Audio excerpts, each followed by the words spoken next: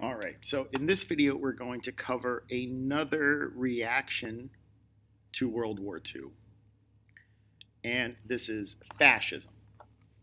Now, fascism, if you remember from the last video, fascism, is a form of totalitarianism, and it is a response to World War I. And it's basically another way of reacting to the idea that democracy is seen as a destabilizing force. Destabilizing force. That democracy was kind of seen as a cause of World War I. Now, fascism is kind of hard to define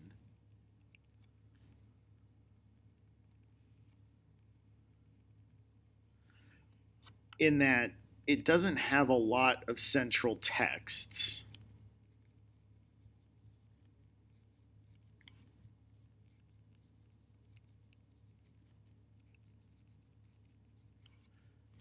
And it didn't really last very long.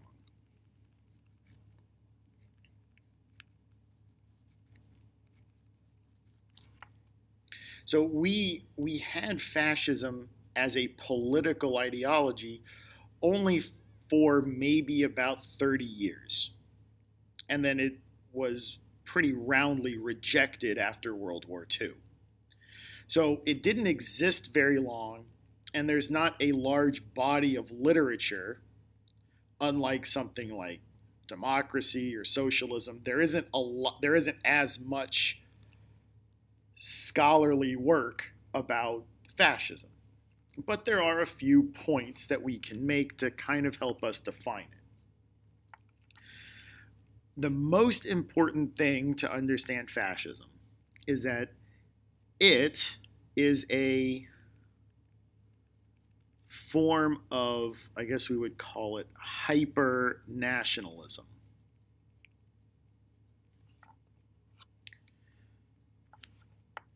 Everybody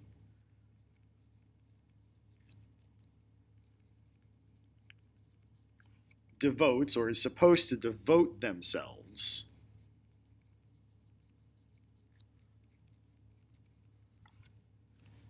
to the betterment of the nation.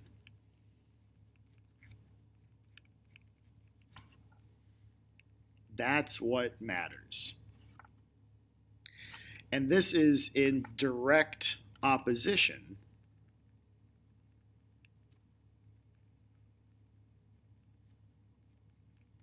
to socialism. So socialism says that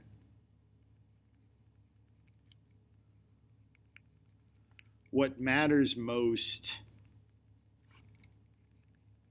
is your economic class. So for a fascist, what matters most is that you are German, or that you are British, or you are American. What matters to a socialist is your economic class. It doesn't matter if you are British or American or French or Russian or German. What matters is that you are a worker. What matters is that you are part of the proletariat. So in this idea, we kind of get a good definition of what fascism is by comparing it to socialism. Fascism is very, very nationalistic. Socialism is the opposite. It doesn't care about nations. What matters to a socialist is your class. And this makes fascists and socialists diametrically opposed. You can't be a fascist and a socialist. Fascists are opposed to individual rights. And that's because what matters most are the rights of the nation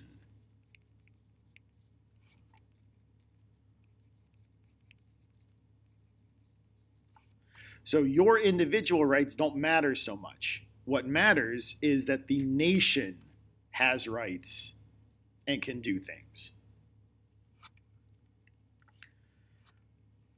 It sees violence as good and necessary. This is how nations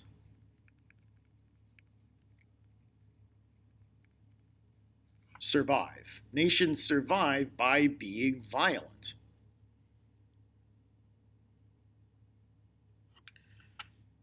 And we see this in fascist governments.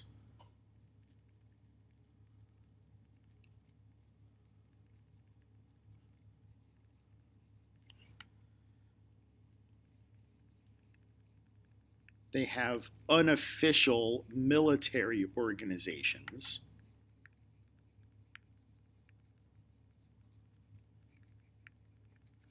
that attack their political opponents.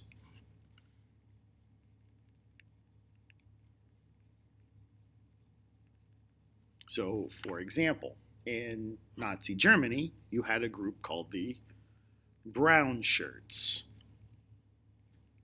They were also sometimes called the SA.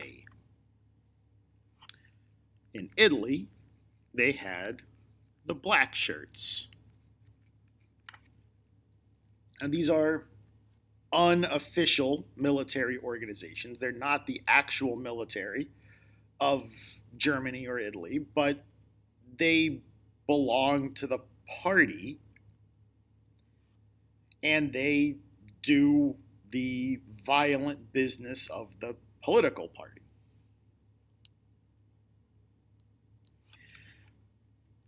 Fascism is also totalitarian.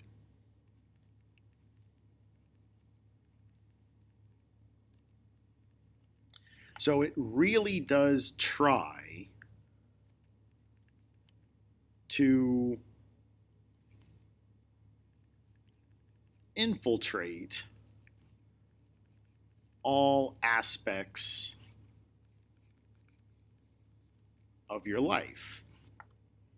So, for example, there were youth organizations. So basically, the Nazi equivalent of the Boy Scouts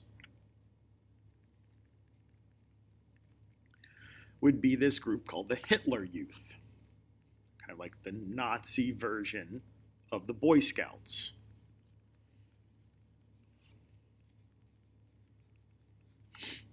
But, there would be government-sponsored sports leagues. There would be government-sponsored dances. There would be government-sponsored debate clubs. The idea is that if you are participating in society, you are participating in society through this fascist group. And this is also something we would see in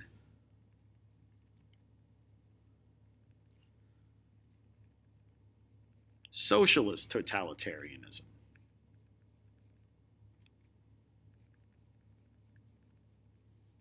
So we see the same thing in the Soviet Union as well.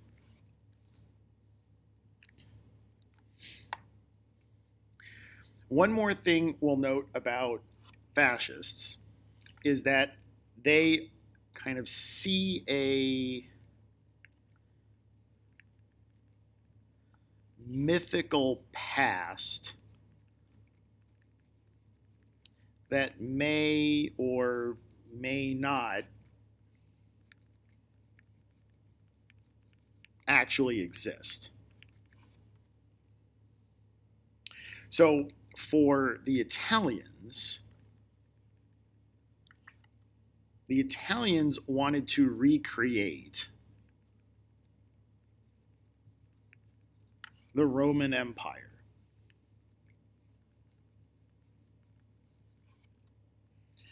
The Germans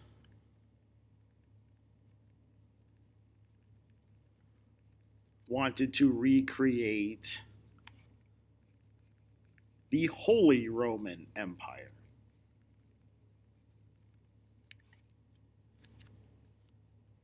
Now, the Italians and the Germans are maybe kind of related to the Roman Empire, the Holy Roman Empire, but they connect themselves to when they were great or when they saw themselves as great.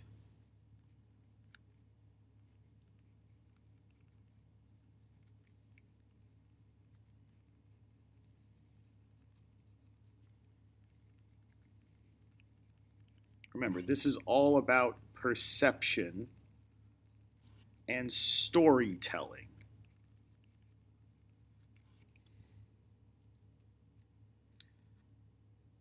So they love military parades and uniforms and salutes. These were very important in fascist society, because these things are also tied to this mythical past. Now, they're not completely stuck in the past, because a lot of fascists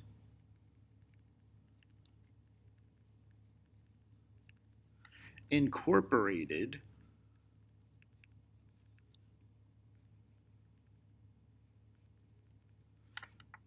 modern technology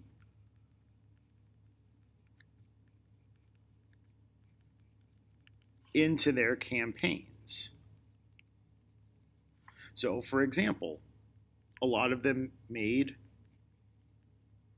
films, and that was a new technology at the time. So they would make propaganda films. They also used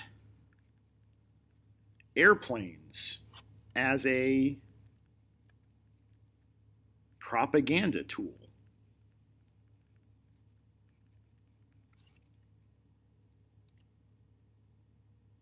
So this is kind of a basic general idea of what fascism is all about.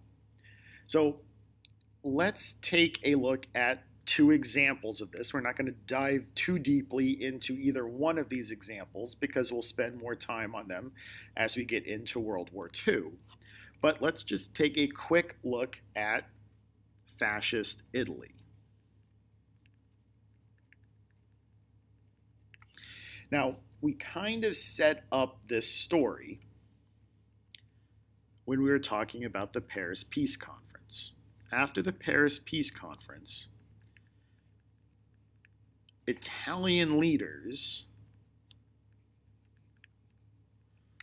believed they were unfairly compensated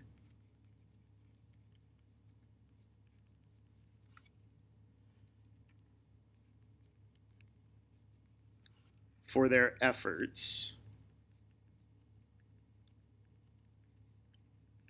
in World War I. This has nothing to do with what they actually did in World War I, which, to be fair, wasn't much, but they believed that they were unfairly compensated for this.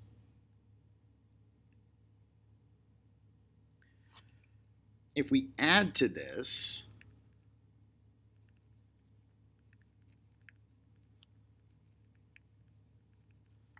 a growth of socialism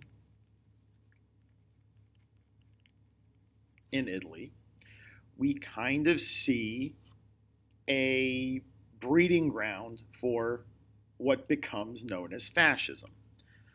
So the guy that actually coins the term fascism, the guy that comes up with the name fascism, is the leader of Fascist Italy. His name is Benito Mussolini.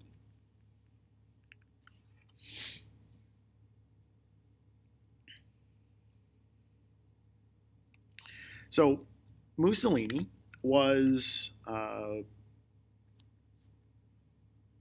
he was educated, and he was a newspaper editor, and he actually fought in World War I.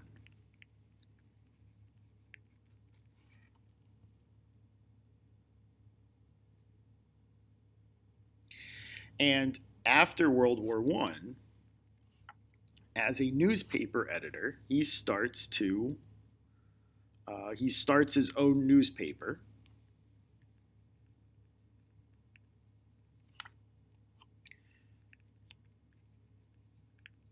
And begins publishing angry articles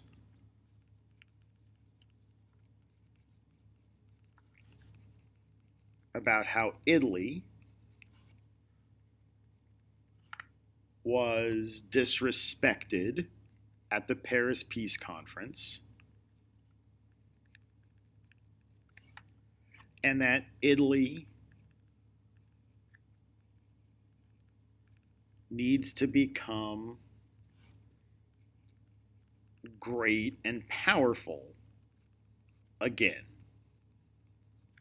Maybe at the expense of their former allies in World War I.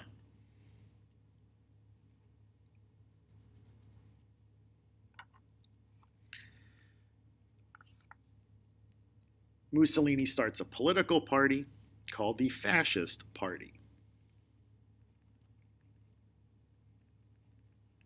And in Italian, a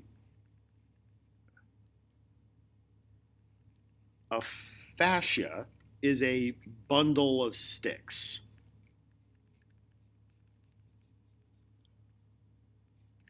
Which kind of highlights what we're talking about here.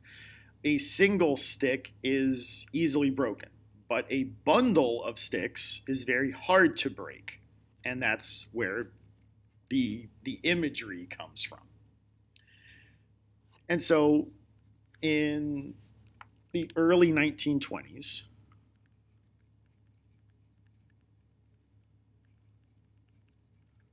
the party grows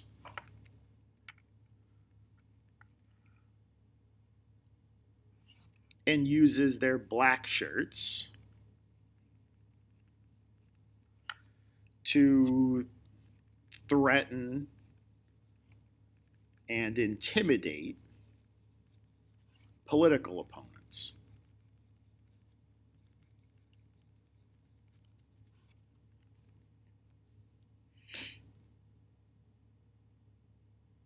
And they win some seats in Parliament.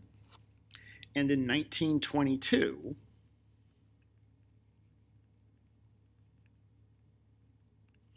Mussolini uses the political threat of the black shirts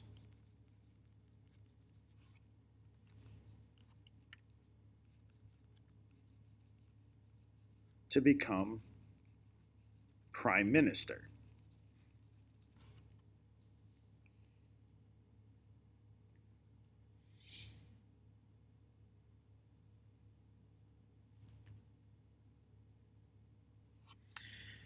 And it's around this point that Mussolini takes a new title. Instead of prime minister, he calls himself Il Duce, which translates to the leader.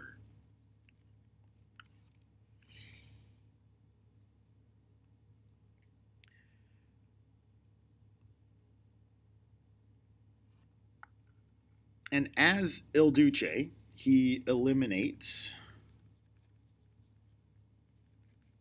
all other political parties.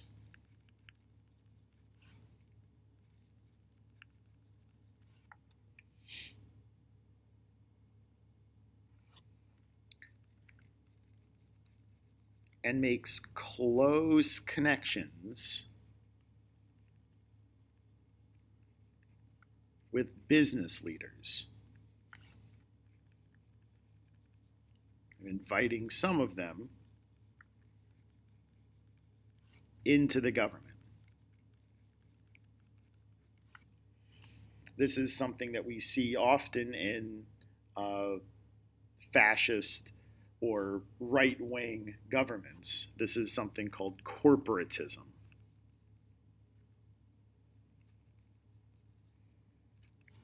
Where the government and business are very, very closely aligned. where they often work together on things. Now, I'm going to stop here because we'll move into World War II with stuff that happens after this, and I don't want to do that quite yet. But the idea here is that the Italians believed that they were disrespected at the Paris Peace Conference, and the ideas of Mussolini become popular as that idea that the Italians were disrespected becomes more and more prevalent in Italian society. So let's end this by talking about German fascism. Let's talk a little bit about Nazi Germany.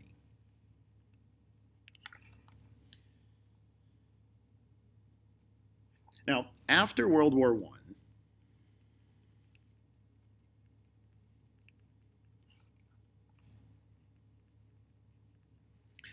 the German government becomes known as the Weimar Republic.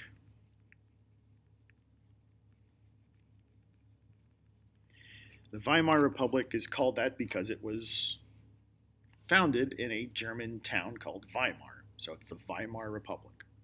The Weimar Republic was really weak and more or less unable to deal with the big problems of Germany after World War I.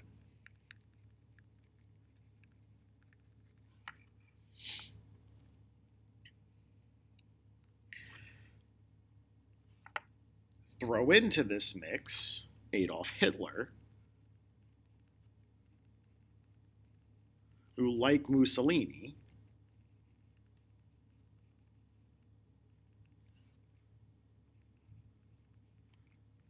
was a soldier, and he felt particularly humiliated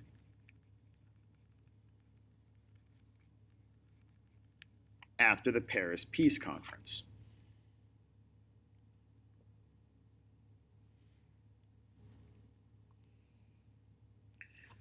Unlike Mussolini, Hitler was initially unable to overthrow the Weimar Republic.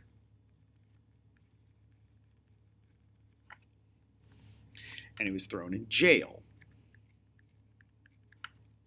So this happens in 1924.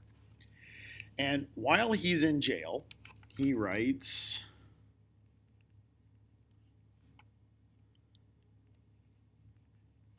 his book called Mein Kampf, which in German means my struggle. And in this book, he kind of outlines his political ideas. And like in Italy,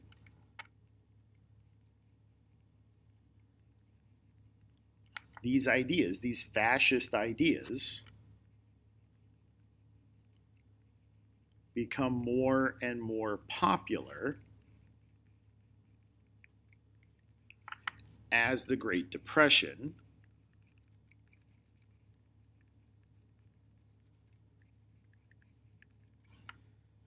makes living in Germany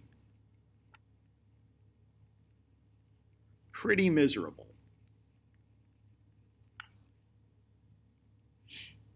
And Hitler blames all this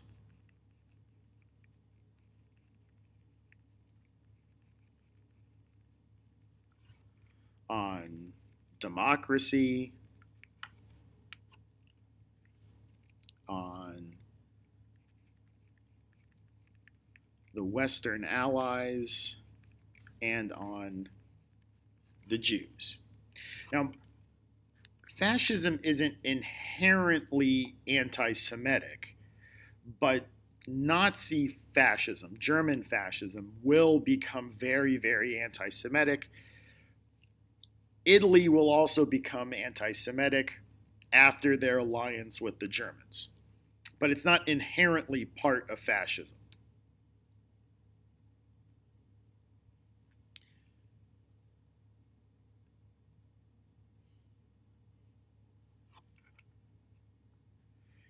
Like Mussolini, Hitler forms a political party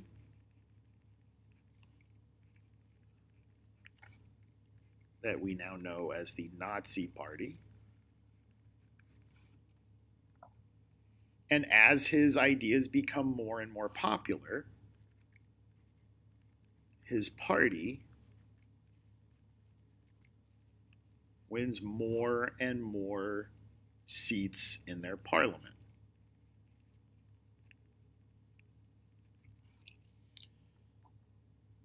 To the point that Hitler becomes prime minister in 1936.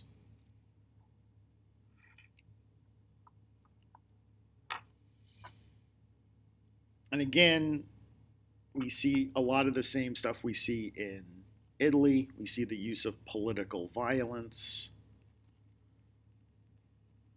this time with his group called the Brown Shirts.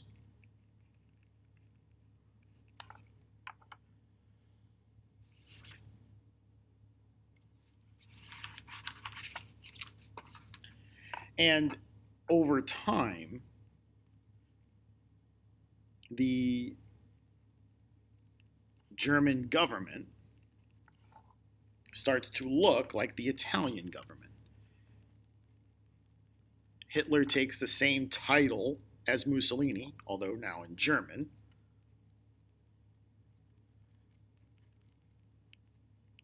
He becomes Führer, which in German means the same thing as Il Duce in Italian. It means the leader. And he forces through laws that take away citizenship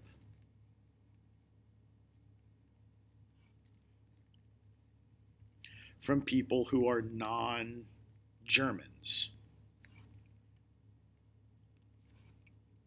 So people that Hitler didn't like, who took away from the German nation, particularly Jews,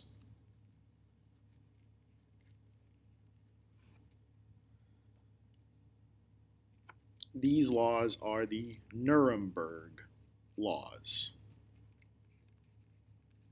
But again, we will come back to this as we ramp up into World War II, because most of what's going to be happening in relation to World War II is related to what Italy and Germany are doing in reaction to the Treaty of Versailles.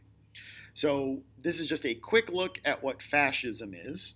In our next video, we'll start looking at what's going on in the world outside of Europe after World War I. And then we'll come back to Europe as World War II gets started. So that's where we're headed. So until then, this is Mr. Nissen signing off.